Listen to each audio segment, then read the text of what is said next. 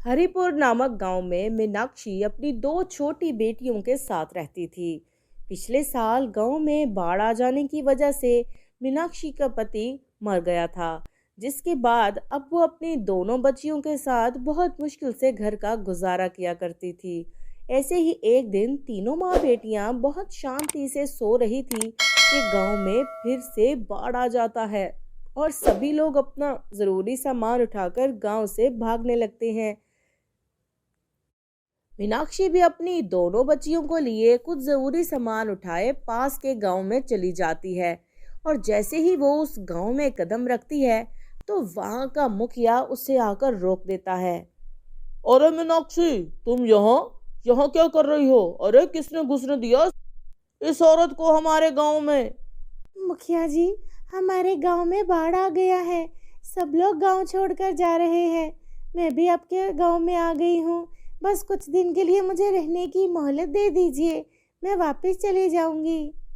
देख मीनाक्षी, तेरा पति मेरा दुश्मन था, अब वो तो नहीं रहा, लेकिन तू तो मेरी दुश्मन ही है ना। क्या पता तू यहाँ चोरी कर ले। अरे नहीं मुखिया जी, हमें आपसे थोड़ी पनाह चाहिए। आप हमें पनाह देंगे तो हम चोरी कैसे कर सकते हैं। नहीं, तुम्हें यहाँ रहने नहीं दे सकता मैं। निकल जाओ यहाँ से फौरन। मुखिया जी, गांव के अंदर नहीं रहने दे सकते तो बाहर ही रहने दीजिए। नहीं, निकलो यहाँ से, फौरन निकलो। और धक्के देकर उन्हें गांव से बाहर निकाल देता है। तीनों माँ बेटियां बहुत रोती हैं और परेशान हो जाती हैं, लेकिन उन्हें कोई रास्ता समझ नहीं आता। और चलते चलते आखिर वो एक घने जंगल में पहुंच जाती हैं, जहां बहुत सारे पेड़ थे जिन पर बहुत सारे फल लगे हुए थे। और इतने पेड़ होने की वजह से वहां गर्मी का एहसास भी नहीं था। अरे माँ, ये जगह कितनी अच्छी है। यहाँ कितने सारे फल भी लगे हुए हैं। अच्छा हुआ माँ हमारे गांव में बाढ़ आ गया। वहाँ तो इतनी गर्मी थी और खाना भी पेट भरकर नहीं मिलता था। यहाँ गर्मी भी नहीं है और पेट भरकर हम फल भी खा सकते हैं। नहीं बेटा, बहुत बुरी बात है। हमें ऐसा नहीं कहना चाहिए कि बाढ़ आना अच्छी बात हुई है। उससे बहुत से लोगों की जान भी जाती है और उनकी ज़िंदगी की जमा पूंजी भी बह जाती है। हमें यहाँ रहने के लिए अपने लिए एक झोंपड़ी बनानी होगी, वरना जंगली जानवर हमें अपना खाना बनाकर खा जाएंगे। लेकिन माँ, हम झोंपड़ी कैसे बनाएंगे? यहाँ जंगल से लकड़ियाँ इकट्ठा करके हम एक झोंपड़ी बनाएंगे। ठीक है माँ, मैं जंगल से लकड़ियाँ काट कर लेकर आती हूँ। नहीं बेटा, लकड़ियाँ काटनी नहीं है। हमें किसी भी पेड़ को काटकर अपना घर नहीं बनाना।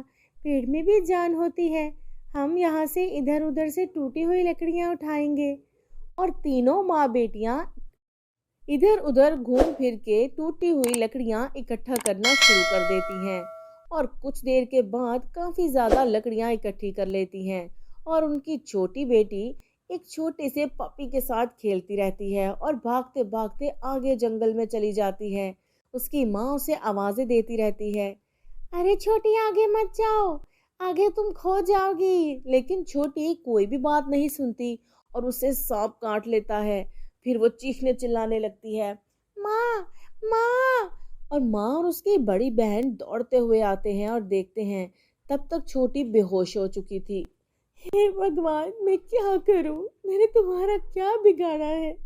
पहले तुमने मुझसे मेरा पति ले लिया और अब मेरी बच्ची। मैं क्या करूं? माँ, छोटी उठ नहीं रही। छोटी उठो, छोटी। लेकिन तभी वहां पेड़ में से आवाज आती है। मीनाक्षी, मैं बांस का जादुई पेड़ हूँ।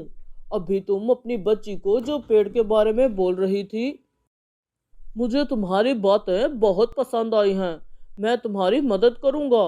तुम्हारी बच्ची भी जिंदा हो जाएगी और तुम्हें एक बांस का घर भी बना कर दूंगा।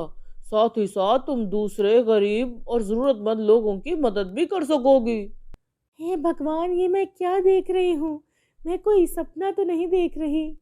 अरे नहीं नहीं मीनाक्षी, अभी देखना सब ठीक हो जाएगा। और तभी 1 मिनट में वहां बहुत ही खूबसूरत सा घर बनकर तैयार हो जाता है। और फिर अगले ही लम्हे उसकी छोटी बेटी उठ जाती है। माँ, मैं तो सो रही थी और आपने इतनी देर में इतना अच्छा घर भी बना लिया। घर? और जब तीनों मुड़कर देखती हैं तो बहुत ही खूबसूरत घर बनकर वहाँ उनके सामने होता है। वो लोग घर के अंदर जाती हैं और अंदर से घर को देखकर और भी ज़्यादा खुश हो जाती हैं। घर अंदर से और भी ज़्यादा खूबसूरत था। वो लोग अपनी ज़िंदगी आराम से गुजार शुरू कर देती हैं।